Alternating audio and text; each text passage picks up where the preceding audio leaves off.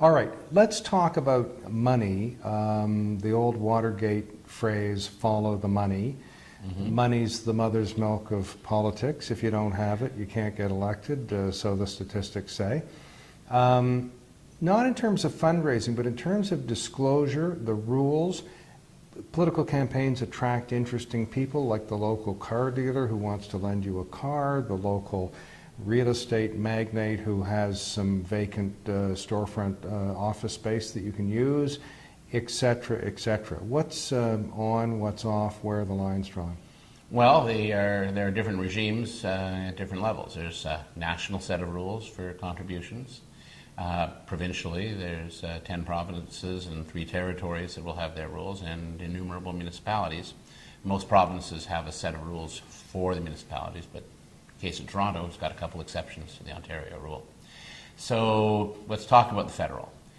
The national contribution limit is $1,200, now $1,200, that an individual can give to a candidate of a particular party or to an independent candidate. When you're contributing to people who are affiliated with a political party, that $1,200 is kind of an envelope that you can spread out amongst different candidates in that party. But the cap's $1,200 for Liberals, and if you're multifaceted, $1,200 for Conservatives, $1,200 for NDPers or Greens. Oh, so one person can donate $1,200 to every party? To each party, if you choose. Right. But you can't give more than $1,200 at the local level to a party. Then there's the national level where you have an additional $1,200 available that you can give to the Liberal Party of Canada, the Conservative Party of Canada, et cetera, et cetera. So that's your basic cap. That sets a level that is quite a bit lower than most provinces. Not all provinces even have limits. But it certainly takes it to a level where nobody can rationally say that a contribution is getting any favors out of a politician. Not at that level. Now campaigns are run by volunteer armies, as I'm sure you'd agree. You've got a volunteer chief financial officer. Now, what's your advice to that person about keeping track of these donations, issuing receipts, and making sure all is known and you don't exceed the spending limit? To stay on top of it and make sure you understand the rules that are published by the regulatory authority, either your provincial chief election officer or the chief election officer of Canada. They publish a fairly detailed manual. Federally, they provide software you can use to track the contributions. It helps to solicit money, making it clear to individuals as they're being asked to provide a contribution that they understand the rules, so that you're telling them, and I have people put it right on the forms when I'm advising them, your maximum for all local aspects of the Liberal Party of Canada is $1,200. Please don't make a contribution if you've given that much in the Liberal Party this year already. On top of that, you need to try and make sure that people understand federally that only individuals can give. More specifically, only individuals who are either resident in Canada, in which case they don't have to be citizens, and non-residents who are Canadian citizens. So if you get a check-in from New York City, then that might be perfectly fine, but you will get a question when your return is filed as to what knowledge do you have as to whether or not this person's a Canadian citizen. So all right. Collect it at the beginning. Don't go chasing it 8 months later. Now, let's say you get a call. Come on over, Jack. We remember you fondly when you were involved in some other campaign.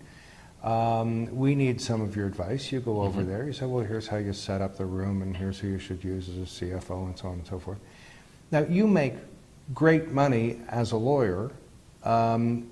Is that a contribution that you just made to that campaign? And does it have to be declared? It can be. In fact, when these kind of limitations were brought in 2004, prior to that date, there were no limits on contributions at all.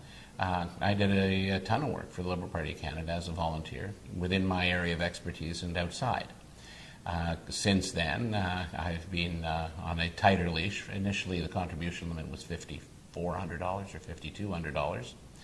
And so I would simply be able to do some things, but I started having to build a party, and of course they were fine with that. I guess they thought my time and efforts were worth it. And you have to bill them what you would bill a private client? Fair market value. Typically, you bill this applies to anyone contributing services or charging for services. You bill at the lowest rate that you would charge a arm's length client. So I can't spend 5 hours and send them a bill for $150 unless 150 divided by 5 is my hourly rate. But you do some pro bono work for charities, probably. Yeah. So that's your lowest paid client. Zero. Zero isn't paid. So you could charge the party nothing if that's something that you have charged someone else. Well, zero wouldn't be paid. It's the fair commercial value of the services. But if I have a high volume client who gets a lower hourly rate than somebody who's a one-off, then I'm perfectly okay to charge that lower rate to the party. Does the local car dealer still offer to lend a car to a candidate? Is this a cliche, or does it still happen a lot? I haven't heard mention of that specifically, but certainly it could. And the rules are very clear. If they want to lend a car to a candidate for a month, then they can do one of two things. They can charge what the fair rental value for the use of the car would be, or they can treat it as a contribution of services, or goods and services is the way it's phrased, and provide some kind of document saying the use of the car for the month was worth $800. Treat that as a contribution. Typically, though, you get a problem today in federal law because the contributor can't be a corporation. So the car dealership can't do that. And if I was the chief financial officer of a campaign, the fact that the president of the car dealership is doing that, I would say that's a little iffy. I think maybe we need to actually pay you for that, rather than take any chances at all. And how about what I already mentioned, the local real estate developer has a vacant storefront?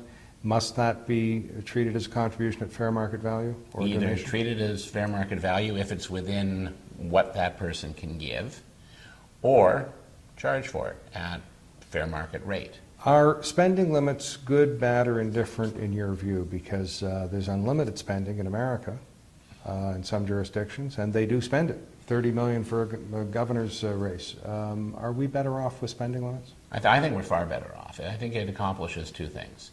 A level playing field so that nobody is, quote, buying the election, and accessibility for candidates who don't have access to huge volumes of donors who can give them a operating budget of $200,000 for a local campaign.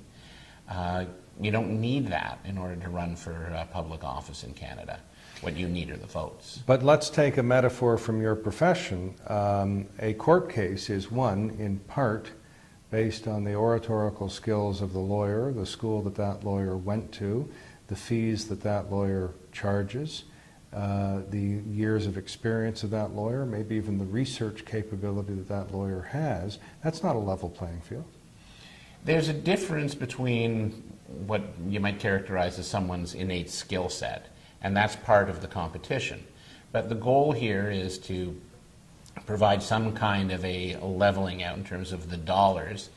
If I've got the financial resources, for whatever reason, a backer who's writing a 7-figure check to have billboards on every corner, robocalls made to every voter, targeted messages based on really, really sophisticated focus groups, I've got an edge.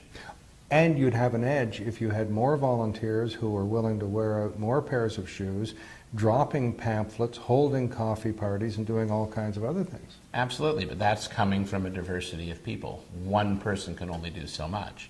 If you capture the imagination and enthusiasm of people who want to help you, that's fair ball.